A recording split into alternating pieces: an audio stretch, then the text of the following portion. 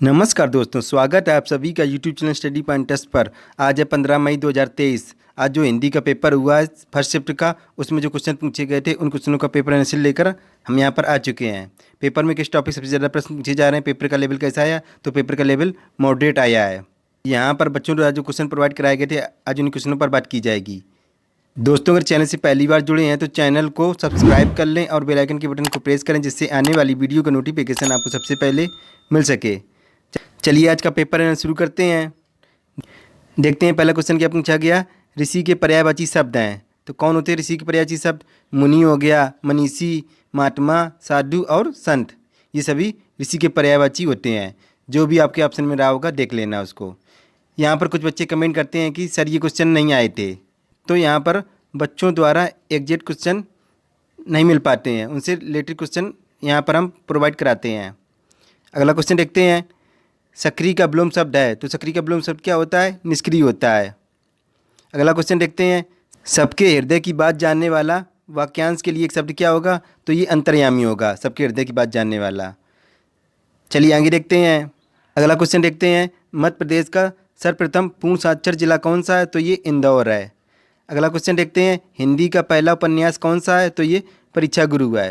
ये किसने लिखा था? तो ये श्रीनिवास दास ने लिखा था। तो यहाँ पर हमने कुछ इंपॉर्टेंट क्वेश्चन लिए हैं, जिनको यहाँ पर देखते हैं। हिंदी का पहला महाकाव्य कौन सा है? तो ये पृथ्वीराज रासो है। ये किसने लिखा था? चंद्रबरदाई ने लिखा था।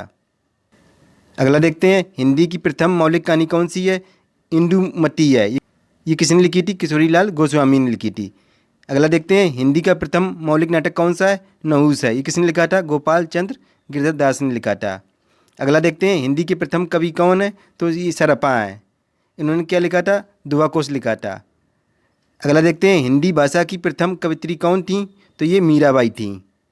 एग्जाम की दृष्टि से ये सभी इम्पोर्टेंट हैं, इनको जरूर देख कर जाना है। हो सकता है कि अगले शिफ्ट में पूछे जा सकते हैं। चलिए आगे देखते हैं। अगला क्वेश्चन देखते हैं। झोपड़ी और महल की लड़ाई में अक्सर महल वालों की जीत होती है, क्योंकि झोपड़ी वाले अपने ही विरोध में खड़े हो जाते हैं। प्रसिद्ध पंक्ति किसकी है? तो ये नलिन बिलोचन शर्मा की है। अगला क्वेश्चन देखते हैं। वह तोड़ती पत्थर देखा मैंने उसे इलाहाबाद के पथ पर। ये पंक्ति किसकी है? तो ये निराला जी की है। इनका पूरा नाम क्या था? सूर्यकांत त्रिपाठी निराला। अगला क्वेश्चन देखते हैं। विशेषण और विशेष के योग से कौन सा समास बनता है? तो ये कर्मधारय समास बनता है। चलिए आगे देखते हैं। अगला क्वेश्चन देखते हैं। हिंदी खड़ी बोली किस अपभ्रंश से विकसित हुई है? तो ये शौरसेनी से विकसित हुई है। तो शौरसेनी में कौन कौन सी भाषाएं आती हैं? पश्चिमी हिंदी हो गई, राजस्थानी, गुजराती और पहाड़ी भाषाएं आती हैं। अपभ्रंश का भाषा का समय कितना है? तो ये 500 ईस्वी से 1000 ईस्वी तक है। यहाँ पर देखते हैं। हिंदी का विकास क्रम कैसे हुआ था? सबसे पहले आई थी संस्कृत, फिर उसके बाद पाली, फिर प्राकृतिक, फिर अपभ्रंश। तो यहाँ पर देखते हैं। देवनागरी लिपि का विकास किससे हुआ? तो ये ब्राह्मी लिपि से हुआ है। चलिए आगे देखते हैं। अगला क्वेश्चन देखते हैं। हिंदी साहित्य के इतिहास लेखन की परंपरा का सूत्रपात किसे माना जाता है? तो ये गारसा दा तासी को माना जाता है, जो जिन्होंने फ्रेंच भाषा में इस्तवार द लाल लिटरेच्योर एंदुई ए हिंदुस्तानी ग्रंथ लिखा था। अगला क्वेश्चन देखते हैं। तुलसीदास चंदन घिसें के लेखक कौन है? तो ये हरिशंकर परसाई हैं। अगला क्वेश्चन देखते हैं। हिंदी नवरत्न के लेखक कौन है? तो ये मिश्र बंधु हैं। चलिए आगे देखते हैं। अगला क्वेश्चन देखते हैं। सूची 1 को सूची 2 के साथ मिलान कीजिए। तो सही मिलान ये था। रसिक प्रिया ये केशवदास से संबंधित हैं। काव्य प्रकाश ये चिंतामणि से संबंधित हैं। ललित ललाम ये मतीराम से संबंधित हैं। रस रयस ये कुलपति से संबंधित हैं। अगला क्वेश्चन देखते हैं। अजय की डायरी यानी देवराज किस विधा की कृति है? तो ये उपन्यास है। चलिए आगे देखते हैं। अगला क्वेश्चन देखते हैं। सूची 1 को सूची 2 के साथ सम्मिलित कीजिए। तो यहाँ पर सही मिलान था। मंगलसूत्र किसकी रचना है? तो ये प्रेमचंद की है। ईरावती किसकी रचना है? तो ये जयशंकर प्रसाद की है। आवारा मसीह किसकी रचना है? तो ये विष्णु प्रभाकर की है। तमस किसकी रचना है? तो ये भीष्म सायनी की है। अगला क्वेश्चन देखते हैं। सरकटीलास उपन्यास के लेखक कौन है? तो ये गोपाल राम मरी हैं। चलिए आगे देखते हैं। अगला क्वेश्चन देखते हैं। पहला विश्व हिंदी सम्मेलन कब हुआ था? तो ये 1975 ईस्वी में हुआ था। कहाँ पर हुआ था? नागपुर में हुआ था। अगला क्वेश्चन देखते हैं। खून का घूंट पीना मुहावरे का अर्थ क्या होगा? बुरी लगने वाली बात सह लेना। अगला क्वेश्चन देखते हैं। यह नई साड़ी वाक्य में नई शब्द कैसा है? तो ये विशेषण शब्द है। तो विशेषण शब्द किसे कहते हैं? जो शब्द संज्ञा अथवा सर्वनाम की विशेषता बताते हैं। तो यहाँ पर साड़ी की विशेषता बताई जा रही है, तो साड़ी कैसी है? तो ये साड़ी नई है। और वो पूछा जाए कि विशेष शब्द कौन सा होता है, तो ये साड़ी हो गया। चलिए आगे देखते हैं, अगला क्वेश्चन देखते हैं, करुण रस का स्थायी भाव क्या है? तो ये शोक होगा।